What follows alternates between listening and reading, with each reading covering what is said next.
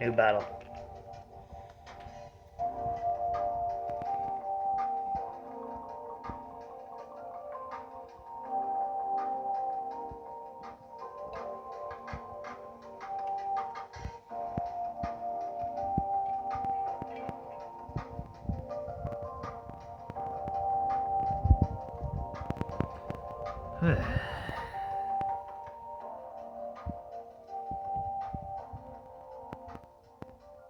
Rotisserie chickens on sale now.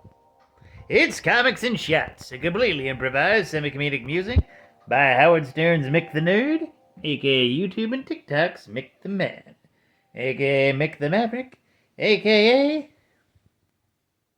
Gravity Circuit. That's the game I'm playing. Today's subject: The Punisher, and how I personally feel he got flanderized to hell and back over the years.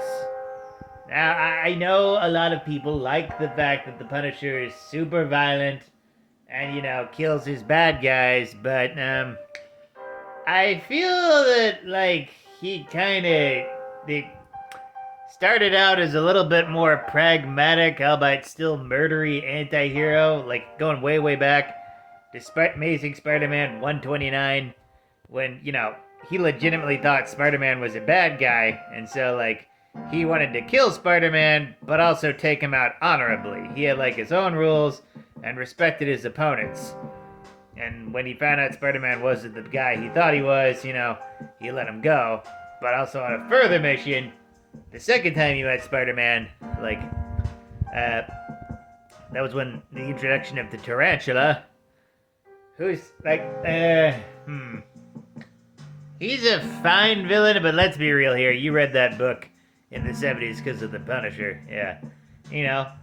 Punisher wants to take him and his cronies out, murk them too, but Spider-Man's like, nah, man, murder ain't cool. And so, later, Punisher and Spider-Man, they, follow the tarantula and his cronies to their hideout. Spider-Man takes out the tarantula, and Punisher doesn't murder the cronies. It's a Punisher story where Punisher doesn't murder someone. That sounds alien to you, doesn't it? Yeah, he wasn't always the has to murder literally everyone supervillain. No, he used to be a pragmatic character who would be able to spare people if it made sense.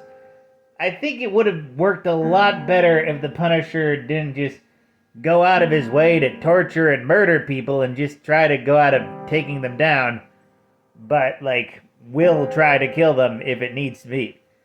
Yeah, if he's working with a superhero, then he doesn't kill anybody, but if it's just him, just a normal guy, that makes sense. But over the decades past, the character got more and more violent. Garth Ennis, a lot of people, I read this one person on League of Comic Geeks say it best. They feel that that Garth Ennis both saved and ruined the character.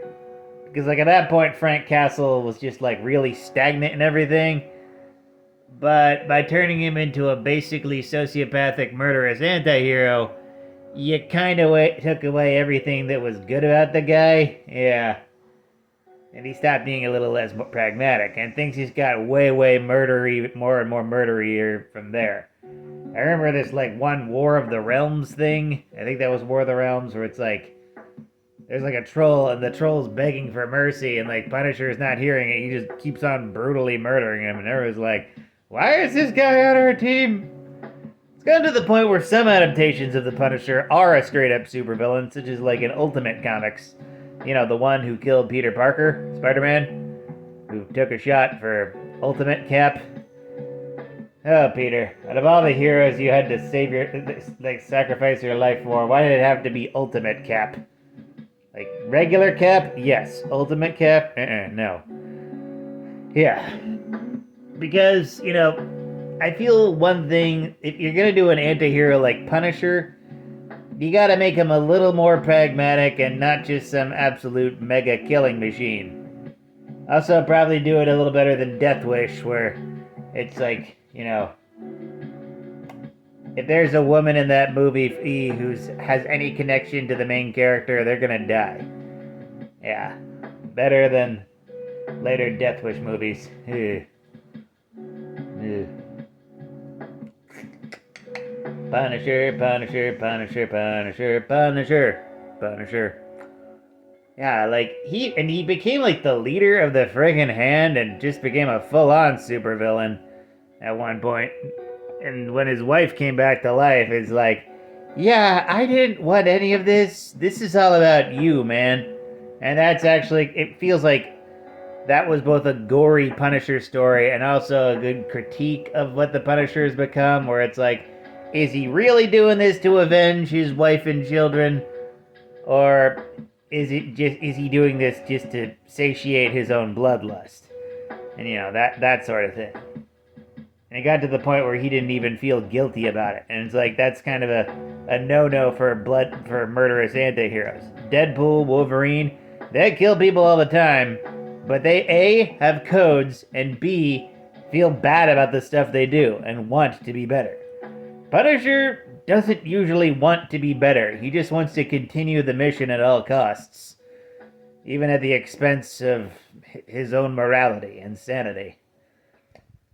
And I feel that was just a far cry from the original story, where he was just some guy with guns who thought Spider-Man was a bad guy, but when was proven wrong, helped him fight a terrorist and arrest them non-violently.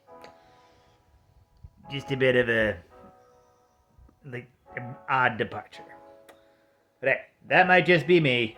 What's your take on it? Let me know in the comments. Or don't. Make a video response. It's all good, baby. With that, like, comment, and subscribe. Donate if you're feeling nice. Share it with a bear. And always remember, praise be to the blood elk, fear the stabopotamus, and death to Kronos.